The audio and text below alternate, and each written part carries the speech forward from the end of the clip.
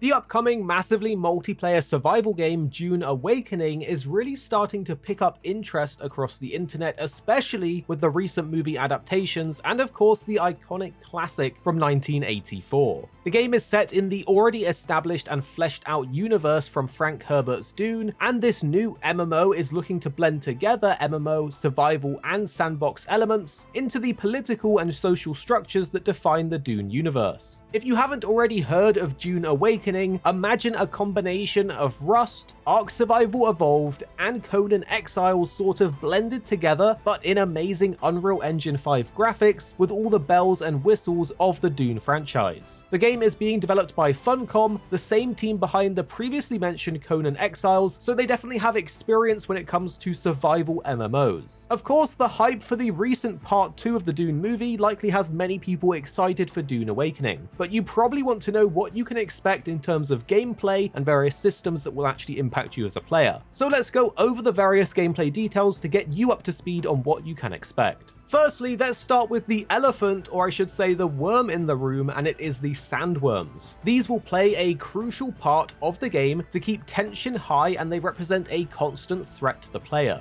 They're aiming to create the awe and danger of encountering a sandworm that you would expect from the books or the movies. Luckily, there will be various mechanics and systems which will help us as the player avoid confrontation with them directly. There's actually different types of sandworms, with smaller ones, even though they're still pretty massive, being described as leaving a hissing noise in the distance, which will then become a roar as they get closer and burst out of the sand to swallow you, unless you reach rocky land within the next few seconds. And then there is the larger, more iconic looking sandworms in the open desert areas. These will be a constant threat and will appear to devour mining bases and other operations in these open sand areas. It has been confirmed in their direct that sandworms cannot be killed. They are purely something to manage and avoid. Thankfully, we have several ways to do this. You can craft and set up thumpers to lure the sandworms away from you, or to bait them to specific bases or areas where your friends or enemies might be playing. And of course, there's also vehicles that allow for faster travel, such as the sand bikes, which are designed for rapid ground transport. They'll provide you an alternative way to traverse the sand, and they actually can outpace and avoid sandworms if you time it correctly.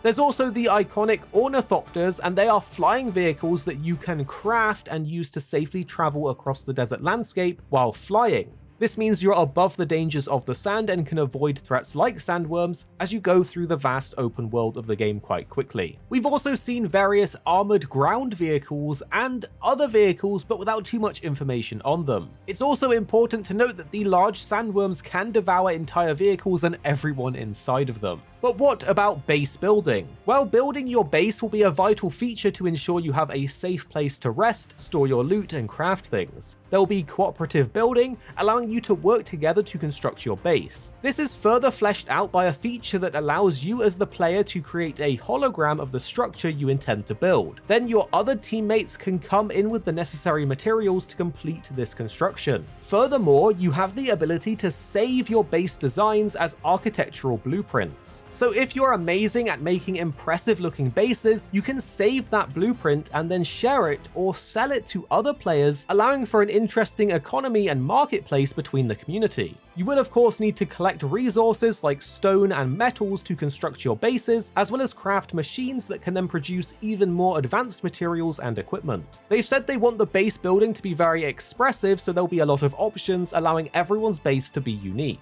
But as a survival game, what elements and mechanics can you expect to manage on Arrakis? Well, water is a major one, and it will be a scarce and vital resource. Players must actively search for water in order to survive in the desert environment. There will be various ways to obtain it though, including exploring dew collectors, consuming plant fibers, although they can make you throw up, and other more direct methods like taking water from defeated enemies and even drinking their blood. On top of this, heat and sun exposure is another major element to manage. You will need to make sure you don't stay in direct, harsh sunlight for too long. This means staying in shady areas during the day and traveling by night will be the optimal strategies to avoid the detrimental effects of the sun. Essentially, the intense heat and sunlight will rapidly deplete your water supply and your health. But what direct combat mechanics can we expect? Within the game, there's a variety of different ways to engage in battles to attack and defend. They're calling it a combined arms combat system, which includes melee, ranged, abilities, and vehicles. Although they haven't really shown any direct close quarters combat, we will be able to use knives and other melee weapons, with an emphasis on skillful melee engagement where positioning and timing will be crucial. For ranged weapons, we'll have access to sniper rifles and shotguns, allowing for ranged encounters where sightlines, cover, and ammunition will be very important to keep on top of. We also know vehicles will play a role in this, and we've seen the ornithopters that look particularly strong with their missiles. But perhaps the more exciting thing is the abilities. We can actually learn and utilize special abilities from the great schools of the Dune universe. This includes the voice and the Mentat's analytical skills. For example, the voice can compel enemies to approach you, setting you up for an easy and devastating melee attack. There's also the political and social side of the game, where they're aiming to incorporate the politics from the Dune universe, where we as the player can align ourselves with different factions currently engaged in a war of assassins. When you align with a faction, you can participate in missions, which will encourage both PvP and PvE interactions. But if that doesn't sound like your thing and you just want to enjoy the sandbox survival elements, you can also completely ignore this. And in case you're wondering about the character creator, although they haven't shown it off, in a recent preview from a demo that IGN got to play, they said that it was an amazing character creator with a lot of options, and overall they were very impressed by it. So when it comes to an in-depth character creator, this is looking pretty positive and hopeful. And we have to talk about the graphics and the use of Unreal Engine 5. With Unreal Engine 5's Lumen lighting technology, it allows them to create realistic lighting and global illumination, but in real time. So from the intense sunlight to the shadows and nighttime, it is going to look particularly nice. Furthermore, with nanite virtualized geometry technology, the vast landscapes and architectural details that you would want and expect from the Dune universe are going to be present, and they've even collabed with Legendary Entertainment to access the recent movie sets, where they're taking inspiration to try and make the world as authentic as possible to the franchise. But when is this releasing, and what platforms is it coming out on? Well, there is not a solid release date yet, and honestly, for a game like this, if it was rushed and pushed out sooner, it could literally spell doom for the game. We've seen other survival games be rushed and released into early access before they're really ready to, and that never goes well. Personally, I say let them cook on this one. There is rumors of a 2024 early access release, but nothing is confirmed yet. We know it will come out on PC, PlayStation 5, and Xbox Series, and although it is currently listed on Steam to wishlist, there's been various ongoing betas, and you can still sign up on the website with an email. But again, I will say, let them cook this, release it in a stable state with good performance, and hopefully this will be a survival game many of us have been waiting for and can play for a long time. But for now, it is probably best that you hold out for the reviews and maybe don't pre-order until we've seen a bit more.